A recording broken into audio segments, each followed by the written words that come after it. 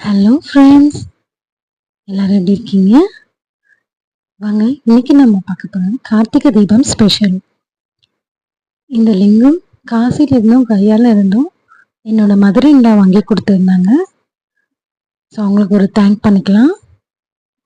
நான் இன்னைக்கு கார்த்திகை தீபம்ன்றதுனால ஸ்வீட் அப்பம் நைவேத்தியம் பண்ணியிருந்தேன். ஸ்வீட் அப்பமும் கார அப்பமும் எப்படி செய்யலாம்னு பார்க்கலாம் வாங்க. அதுக்கு ஃபஸ்ட்டு ஸ்வீட் அப்பம் பார்த்துடலாம். வெல்லத்தை நல்லா கரைச்சிக்கோங்க. மைதா எடுத்துக்கோங்க. மைதாவில் கொஞ்சமாக ஏலக்காய் தூள் சேர்த்துக்கோங்க.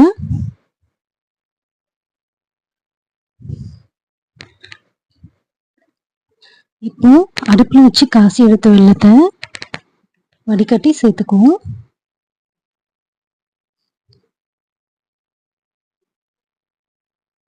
கொஞ்சம் கொஞ்சமாக சேர்த்து கரண்டியை வச்சு நான் கொஞ்சம் கிளறிக்கோங்க.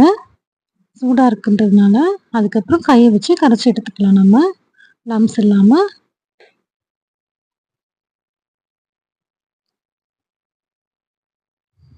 நல்லா லம்ஸ் இல்லாமல் நல்லா கரைச்சிக்கோங்க. அதை கட்டி இல்லாமல் கரைச்சி எடுத்துக்கோங்க. நல்லா கரைச்சி எடுத்துட்டு இல்லை நம்ம சேர்க்க வேண்டியதெல்லாம் சேர்த்துடலாம் வாங்க. துருவின கேரட்டு, துருவின ஸ்வீட் பொட்டேட்டோ,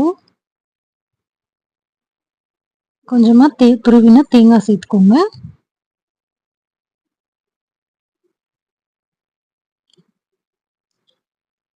இப்போ நெய் எடுத்து தாளிச்சிட்டு அதில் முந்திரியும் திராட்சையும் சேர்த்து பொரிச்சு எடுத்து அதில் சேர்த்துக்கோங்க. அந்த மாவில் பேட்டரை நல்லா மிக்ஸ் பண்ணிக்கோங்க. மாவு நல்லா கலந்ததும் தோசைக்கல்ல ஊற்றி அப்போ வாத்துருவோம்.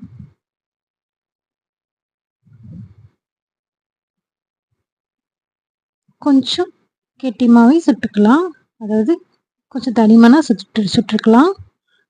இது மேலே நான் ட்ரை ஃப்ரூட்ஸ் கட் பண்ணி வச்சுருக்கேன்.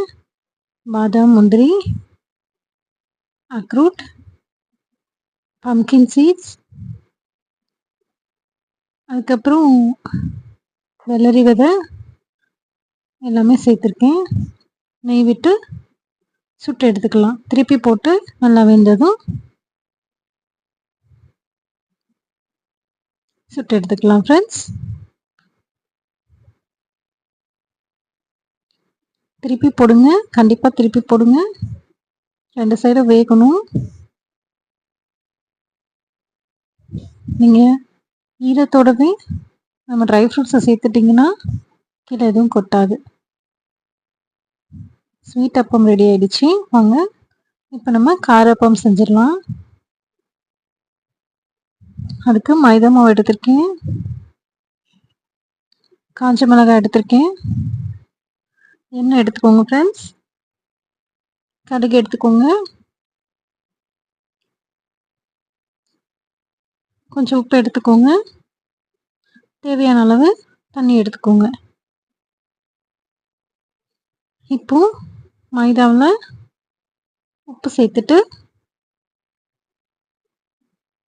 தண்ணியை ஊற்றி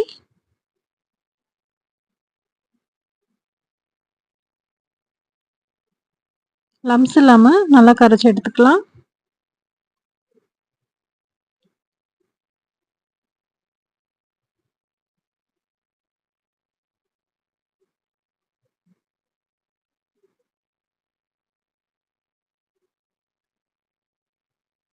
லம்ஸ் இருக்கக்கூடாது ஃப்ரெண்ட்ஸ். இந்த மாதிரி நல்லா கரைச்சி எடுத்துட்டு தாளிப்பு கரண்டியை வச்சுட்டு எண்ணெயை விட்டுக்கோங்க. நான் ஒயிட் ஆயில் தான் எடுத்திருக்கேன், நல்லெண்ணெய் எடுக்கல. எப்பயாச்சும் ஒரு நாள் மைதா சாப்பிடலாம், எண்ணெய் சாப்பிடலாம், ஒன்றும் பிரச்சனை இல்லை. நம்ம பேக்கரிக்கு போனால் அதை தான் சாப்பிட்றோம். கடுகு போட்டு நல்லா பொரிஞ்சதும் நிறைய கடுகு சேர்த்துக்கோங்க, அப்போ தான் டேஸ்ட்டாக இருக்கும். காஞ்ச மிளகாய், கருவேப்பிலை போட்டு தாளித்து அந்த மாவில் கொட்டிடலாம் வாங்க. பார்த்து ஃப்ரெண்ட்ஸ். இப்போ மாவில் எல்லாம் சேர்த்துட்டு நல்லா கலந்துக்கோங்க.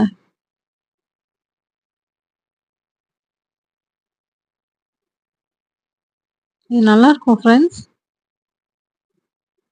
காஞ்ச மிளகாவை உடைச்சி விட்டுக்கோங்க.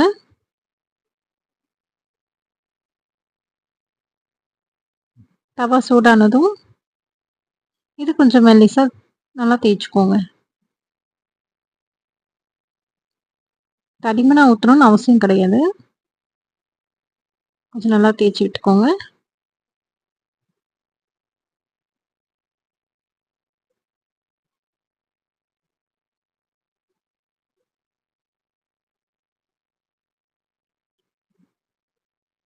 எண்ணெய் விட்டு 2 பக்கமும் சுட்டு எடுத்துக்கோங்க.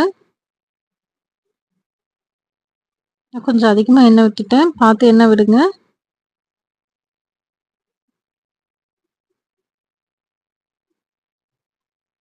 இப்போ திருப்பி போட்டு அந்த பக்கமும் சுட்டுட்டு, எண்ணெய் அதிகமாக விட்டல ஒன்றும் பிரச்சனை இல்லை. ஆனால் அடுத்த தோசை வராது, சுற்றிட்டே இருக்கும். அதனால எண்ணெய் பார்த்து விட்டுக்கோங்க ஃப்ரெண்ட்ஸ். கார சட்னி ரொம்ப நல்லாயிருக்கும் ஃப்ரெண்ட்ஸ். இந்த அப்பத்துக்கு 2 பக்கமும் வெந்ததும் எடுத்து பரிமாறிடலாம். என்னோட வீடியோ பிடிச்சிருந்ததுன்னா லைக் பண்ணுங்கள், சப்ஸ்கிரைப் பண்ணுங்கள், ஷேர் பண்ணுங்கள்.